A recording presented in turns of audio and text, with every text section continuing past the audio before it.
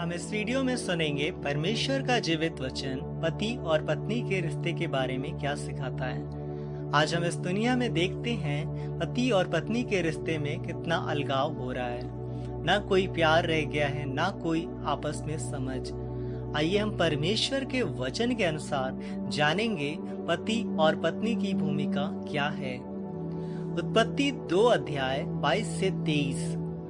यहोवा परमेश्वर ने उस पसली को जो उसने आदम में से निकाली थी स्त्री बना दिया और उसको आदम के पास ले आया। और आदम ने कहा, अब यह मेरी हड्डियों में की हड्डी और मेरे मांस में का मांस है, सो इसका नाम नारी होगा, क्योंकि यह नर से निकाली गई है।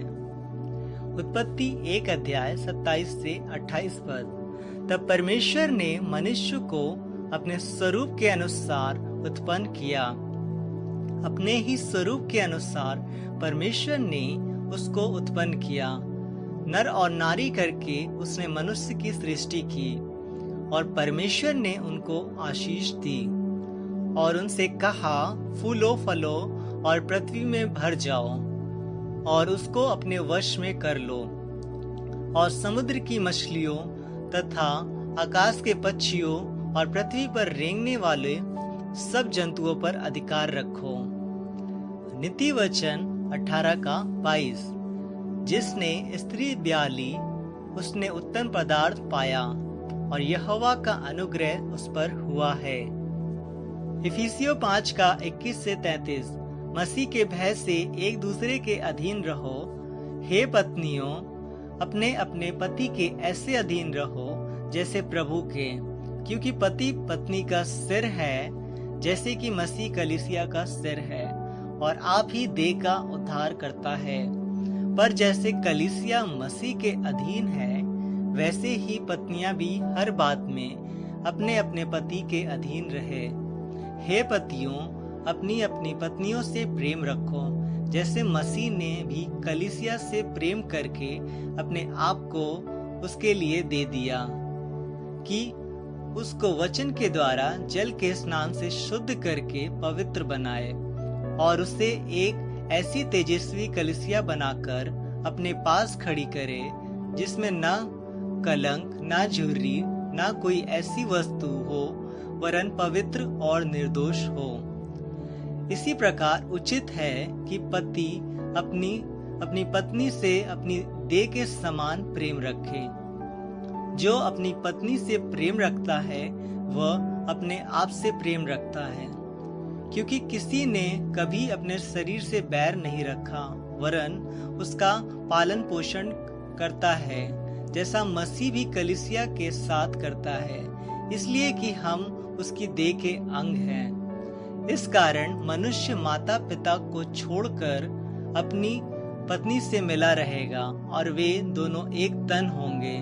यह भेद तो बड़ा है, पर मैं मसीह और कलीसिया के विषय में कहता हूँ।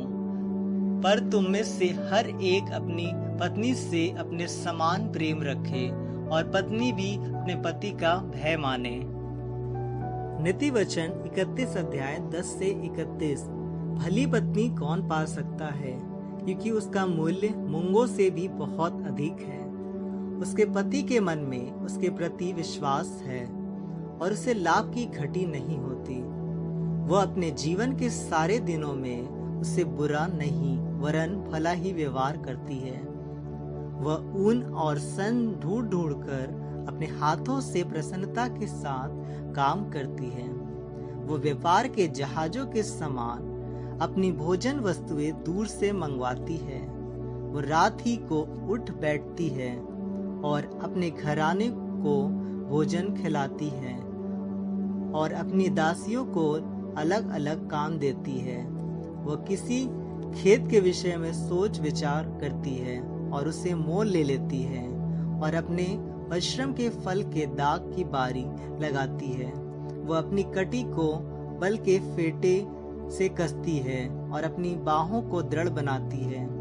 वो परख लेती है कि मेरा व्यापार लाभदायक है और रात को उसका दिया नहीं बुझता। वो अटेरन में हाथ लगाती है और चरखा पकड़ती है। वह दीन के लिए मुट्ठी खोलती है और दरिद्र को संभालने के लिए हाथ बढ़ाती है। वह अपने घराने के लिए हिम से नहीं डरती, क्योंकि उसके घर के सब लोग लाल कपड़े पहनते हैं। वो तकिए बना लेती है। उसके वस्त्र सूक्ष्म सन और बैजनी रंग के होते हैं। जब उसका पति सभा में देश के पुरनियों के संग बैठता है, तब उसका सम्मान होता है। वो सन के वस्त्र बनाकर बेचती है और व्यापारी को कमरबंद देती है।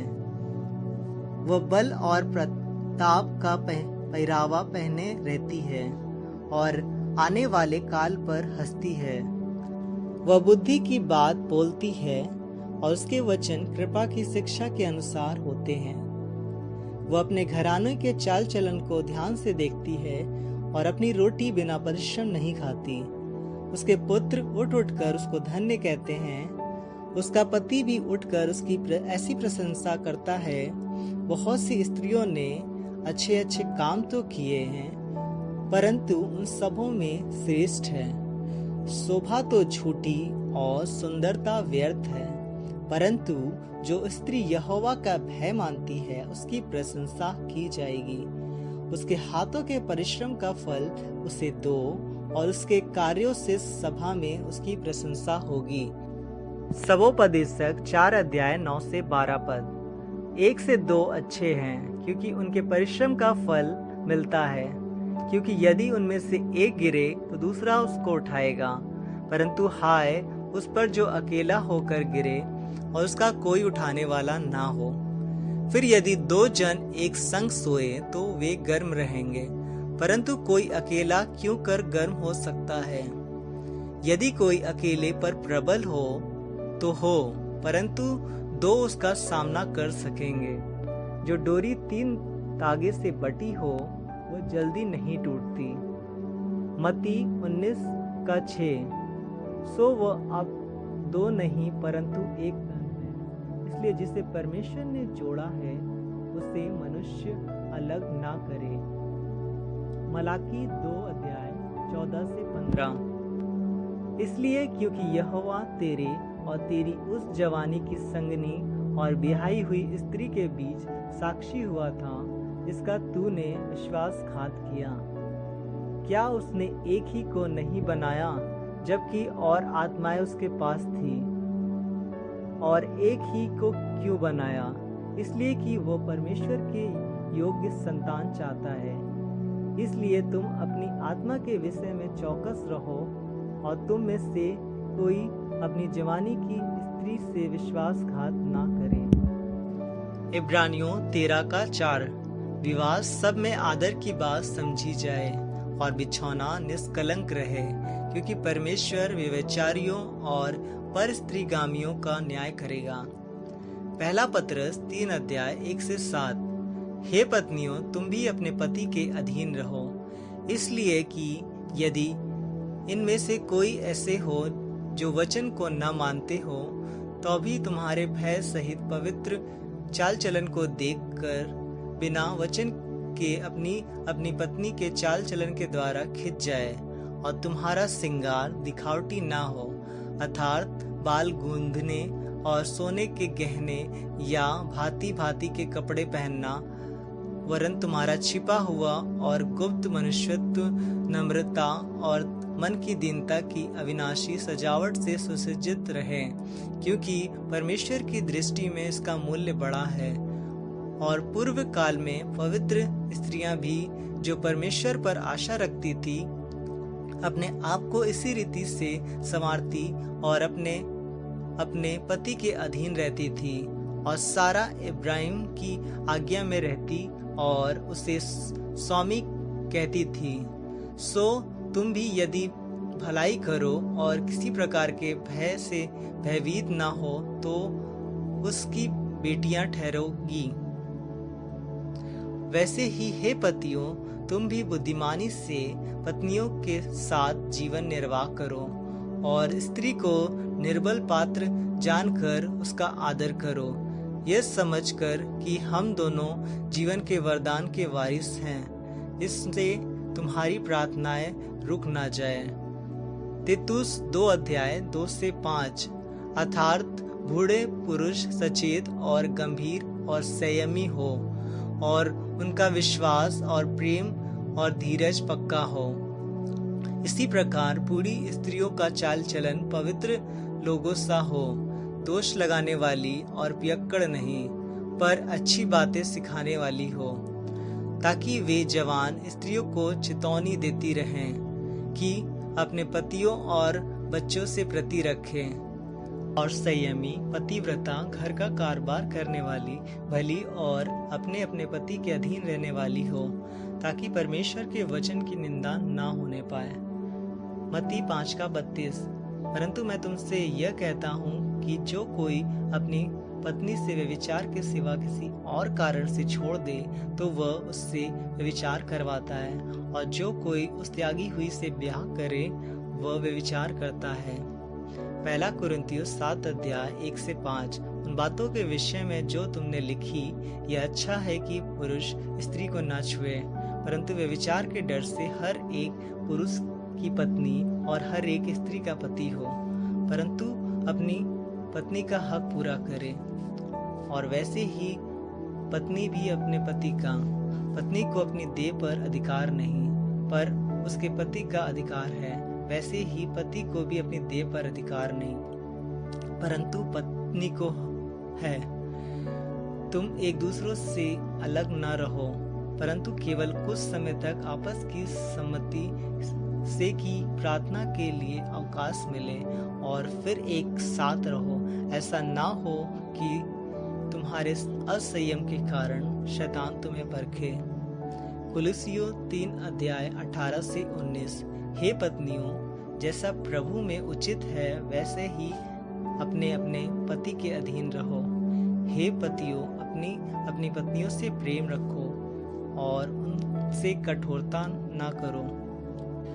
1 कुरिन्थियों 7 अध्याय 10 से 14।